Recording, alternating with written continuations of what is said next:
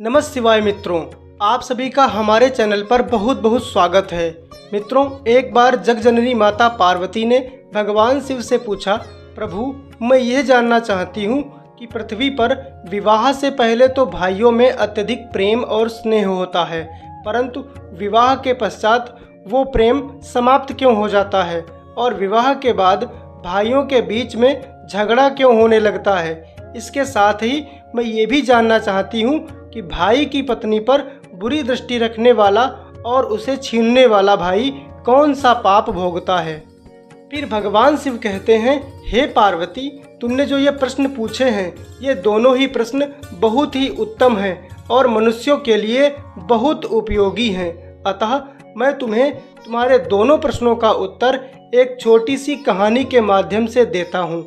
यदि तुमने कहानी को पूरा और मन से सुना तो तुम्हें तुम्हारे प्रश्नों के उत्तर निश्चित रूप से मिल जाएंगे। तो मित्रों, कहानी शुरू करने से पहले मेरा आप सभी से निवेदन है कि आप हमारे चैनल को सब्सक्राइब जरूर कर लें, जिससे हमारी हर वीडियो का नोटिफिकेशन सबसे पहले आप सभी तक पहुंच सके और आप हमारी हर वीडियो से मिलने वाली शिक्षा का अपने जीवन में लाभ उठा सकें। तो आइए कहानी को प्रारंभ करते हैं। तब भगवान शिव कहते हैं, हे पार्वती, एक समय की बात है, एक गांव में एक गरीब मजदूर अपनी पत्नी और अपने पुत्र के साथ रहता था। वो तीनों अपनी एक छोटी सी झोपड़ी में रहते थे। उन्हीं के पड़ोस में उस गरीब मजदूर का बड़ा भाई रहता था। वो भी अपनी पत्नी और अपने एक बेटे के साथ रहता था। उस गरीब मजदूर का भाई बहुत ही धनवान था। उसके पिता का कमाया हुआ सारा धन बड़ा भाई अपने पास ही रखता था और अपने छोटे भाई को उसका हिस्सा भी नहीं देता था।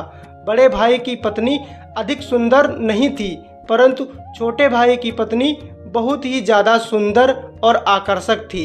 इसी कारण से बड़ा भाई हमेशा छोटे भाई की पत्नी को बुरी दृष्टि से देखता रहता था। वो हमेशा इस अवसर की तलाश में रहता था कि उसे कब अवसर ठीक मिले और वह अपने छोटे भाई की पत्नी को हथिया सके। तब भगवान शिव कहते हैं, हे पार्वती, इस प्रकार धीरे धीरे करके समय व्यतीत होता गया और समय के साथ छोटे भाई यानी गरीब मजदूर के पास में बिल्कुल भी धन नहीं बचा और वह और भी ज़्यादा गरीब होता चला गया। इसके विपरीत बड़ा भाई और ज़्यादा धनवान होता चला गया। कुछ दिनों के बाद धनतेरस और दीपावली का त्यौहार आने वाला था, परंतु उसके पास तो धन ही नहीं था। सभी के घर रोशनी से जगमगा रहे थे, परंतु गरीब मजदूर अर्थात छोटे भाई का घर पूरी तरह से अंधकार युक्त था और उसके घर में सन्नाटा छाया हुआ था। सबके बच्चे पटाखे और मिठाइयों के साथ त्योहार मना रहे थे और मजदूर की पत्नी और बेटा भूख प्यास से अपनी झोपड़ी में बैठे हुए थे। इस प्रकार छोटे भाई यानी गरीब मजदूर ने अपनी पत्नी और बेटे को भूखा प्यासा देखकर बाहर जाकर काम ढूंढने की सोची कि बाहर जाऊंगा और परदेश से धन कमा कर लाऊंगा, तभी रोजी रोटी चल पाएगी। और मजदूर ऐसा सोचकर परदेश की ओर निकल पड़ा। परदेश में उस मजदूर को कोई काम नहीं मिला।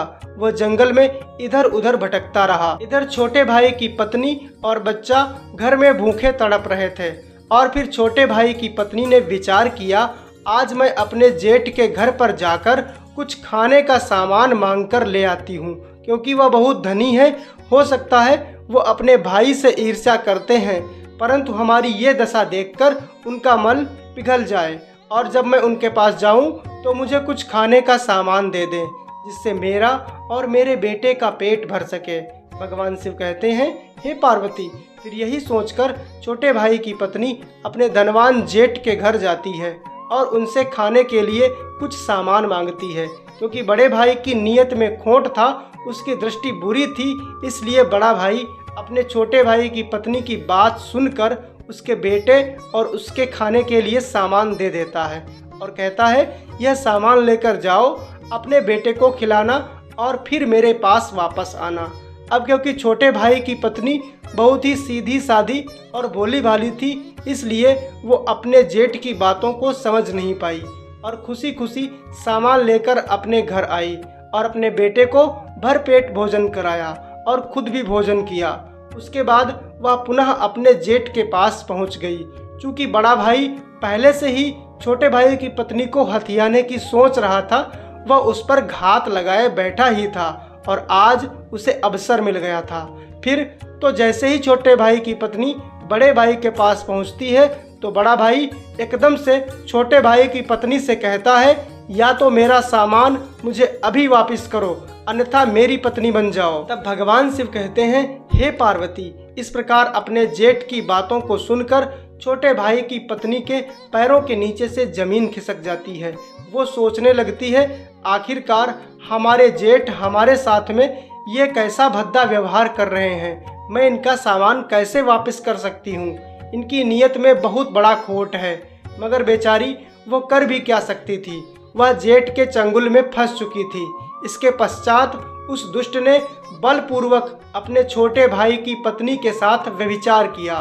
उधर कई दिन बीत जाने के बाद अचानक जंगल के अंदर उस मजदूर को एक बूढ़ी महिला मिलती है। उसके पास बहुत सारी लकड़ियां होती हैं। वह मजदूर उस बुढ़िया को देखकर कहता है, माताजी, क्या मैं आपकी इन लकड़ियों को आपके घर तक पहुंचाने में आपकी सहायता कर दूं? यदि मैं आपकी लकड़ियों को आपके घर तक पहुंचा दूं तो क्या इसके बदले में आप मुझे कुछ धन देंगी? तब बूढ़ी महिला कहने लगी, हाँ बेटा, यदि तुम मेरी मदद कर दो और इन लकड़ियों को मेरे घर तक पहुंचा दो तो मैं तुम्हें धन दूंगी। तब वह छोटा भाई उन लकड़ियों को उठाकर बूढ़ी महिला के घर ले गया और उनके घर में रख दिया।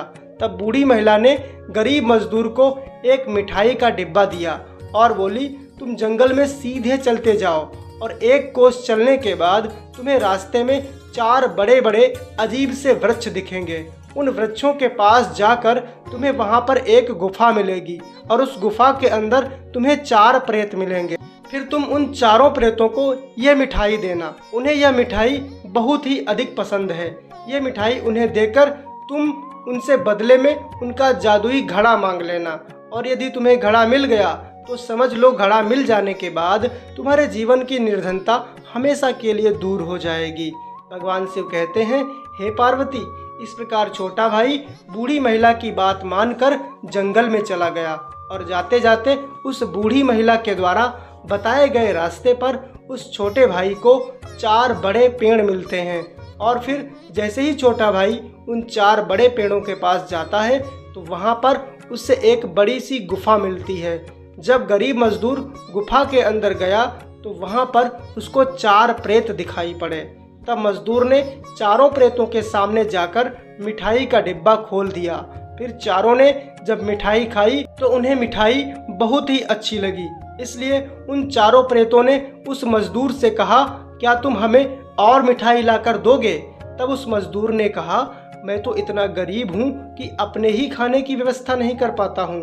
तब भगवान शिव कहते हैं, हे पार्वती, तब उन प्रेतों ने वो घड़ा मजदूर को दे दिया और कहा, यह एक जादुई घड़ा है। तुम इस घड़े से जितना अनाज या जितना धन मांगोगे तुम्हें यह दे देगा, और अगर तुम्हें इस घड़े को रोकना है तो तुम्हें इसके ऊपर लाल रंग का एक कपड़ा डालना होगा, परंतु ध्यान रहे इसे बहुत ही संभाल कर रखना। यदि तुम इसे 20 मिनट तक प्रयोग करने के बाद बंद नहीं करोगे तो हम समझ जाएंगे तुमने इसकी देखभाल सही से नहीं की है और ये चोरी हो चुका है। फिर हम उस चोर को मार देंगे और ये घड़ा फिर हमेशा के लिए हमारे पास आ जाएगा। इस प्रकार घड़ा लेकर वह मजदूर वहाँ से वापस घर आ जाता है, परंतु जब वह घड़ा लेकर अपने घर पहुँचता है तो देखता क्या है कि उसकी पत्नी रो रही थी।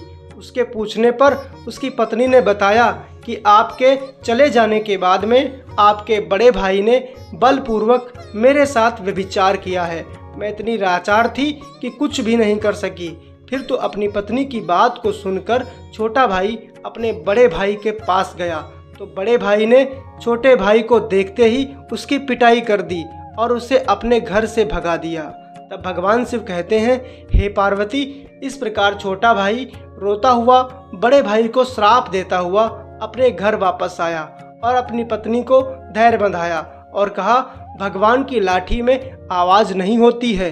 एक दिन देखना भगवान उस दुष्ट को उसके कर्मों की सजा अवश्य ही देंगे।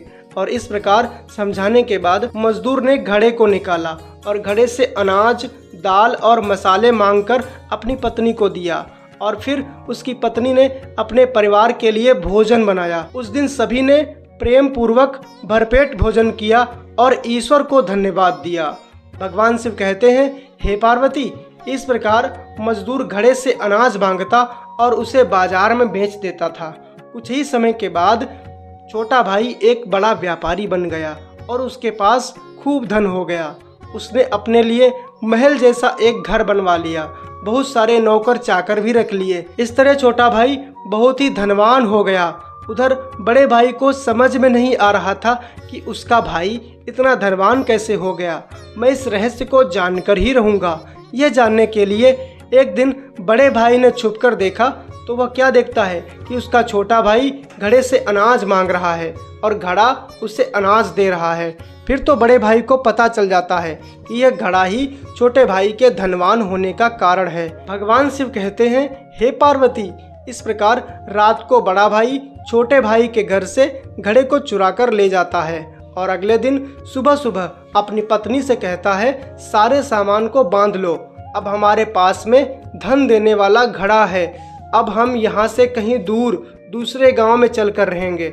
और फिर जब बड़ा भाई अपनी पत्नी को घड़े का रहस्य बताता है तो उसकी पत्नी तैयार हो जाती है और उसी दिन वे वहाँ से निकल जाते हैं। वे दूसरे गांव में एक नए घर में रहने लगते हैं। अगले दिन बड़ा भाई घड़े को निकालता है और कहता है, ऐ जादुई घड़े, मुझे आटे का व्यापार करना है, मुझे आटा चाहिए, इसलिए तुम मुझे आटा दो। फिर घड़ा आटा निकालना शुरू कर देता है। इसके बाद वो घड़ा आटा निकालता ही रहता है। अब उस बड़े भाई को तो पता ही नहीं था कि घड़े को रोकना कैसे है, इसलिए 20 मिनट पूरे हो जाते हैं और घड़ा आटा निकालता ही रहता है, जिससे उन प्रेतों को पता चल जाता है कि घड़ा चोरी हो चुका है और वे चारों वहां पर प्रकट हो जाते हैं और उस बड़े भाई से कहते हैं, दुष्ट, एक तो तूने अपने भाई की पत्नी से व्यभिचार किया और उनकी तरक्की भी तुझसे देखी नहीं गई। तूने इस घड़े को चुरा लिया, तुझे इन दोनों पापों की सजा अवश्य मिलेगी। फिर उन प्रेतों ने उस दुष्ट की आंखें फोड़ दी और उसे अपंग बना दिया। उसका पूरा जीवन इसी तरह अपंग शरीर के साथ बीता। फिर जब वह मरकर यमलोक पहुंचा तो उसे व्यभिचार करने के लिए भयानक नरकों की सजा दी गई। उसके लिए लोहे की एक स्त्री बनवाई गई और उसे तपाकर लाल किया गया। फिर यमदूत उससे बोले, अब इस लोहे की स्त्री का आलिंगन कर। इस तरह से अन्य नरकों में सजा भोगने के बाद उसे फिर से पृथ्वी पर जानवरों की योनियों में भेज दिया गया। फिर भगवान शिव कहते हैं, हे पार्वती, वह बुढ़िया कोई और नहीं बल्कि धन की देवी स्वयं लक्ष्मी थी और वे प्रेत उनके ही सेवक थे। तब माता पार्वती कहती हैं, तो क्या लक्ष्मी जी के सेवकों को उस दुष्ट की हत्या का कोई पाप नहीं लगा? तब शिव जी कहते हैं, हे पार्वती, यही प्रश्न वानर राज बाली ने भगवान श्री राम से पूछा था। तब भगवान श्री राम ने कहा था, अनुज वधु भगिनी सुत नारी, सुन सठ कन्या सम एचारी, इन्हीं कुदृष्टि बिलोकई जोई, ताहि बधे कछु पाप न होई। अर्थात छोटे भाई की पत्नी, बहन, पुत्र की पत्नी और अपनी पुत्री, इन चारों में से कोई अंतर नहीं है। किसी भी पुरुष के लिए यह एक समान होनी चाहिए। इन पर कुदृष्टि रखने वाले व्यक्ति का वध करने में कोई पाप नहीं होता। इस प्रकार यह कहानी सुनने के बाद में माता पार्वती कहती हैं, प्रभु, मेरा मन प्रसन्न हो गया। वास्तव में जो भी पुरुष इस कहानी को सुनेगा वह कभी भी अपने भाई की संपत्ति को हड़पने की कोशिश नहीं करेगा और ना ही कभी अपने भाई की पत्नी पर कुदृष्टि रखेगा और इससे समाज का स्तर ऊंचा उठता जाएगा। तो मित्रों, यदि आपको यह कहानी पसंद आई तो हमारे चैनल को सब्सक्राइब करें और भगवान शिव और माता पार्वती की जय लिखते हुए वीडियो को लाइक करना ना भूलें।